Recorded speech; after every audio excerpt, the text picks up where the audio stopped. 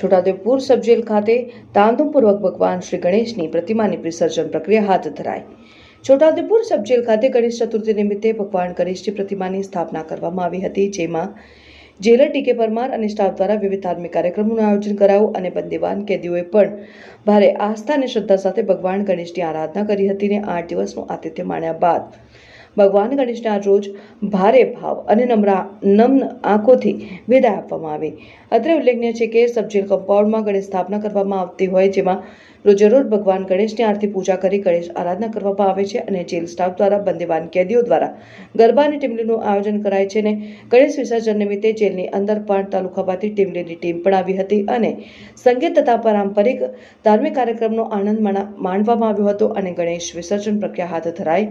ત્યારે jail staff અને જાહેર જનતા દ્વારા ભગવાન ગણેશની શોભાયાત્રા નગરના માર્ગો પર ફરીને ઉરસંગ નદીમાં વિસર્જન કરવામાં આવ્યું।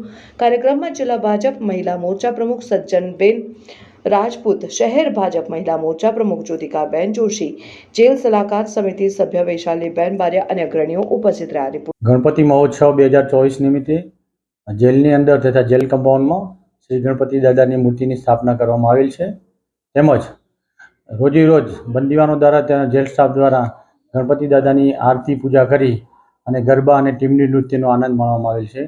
આજરોજ ગણપતિ વિસર્જન નિમિત્તે જેલની અંદર 5 તાલુકામાંથી ટીમને આમંત્રણ આપી અને જેલની અંદર ટીમલીનો એક સરસ મજાનો કાર્યક્રમ કરવામાં આવેલ છે। આ ઉપરાંત ટીમલીની ટીમને ગણપતિ વિસર્જનમાં છોટાઉદેપુરના માર્ગો પર પણ ત્યાંથી પસાર થવામાં આવશે, ત્યારે ટીમલી ટીમને સાથે રાખવામાં આવશે અને ગણપતિજીનું વિસર્જન કરવામાં આવશે।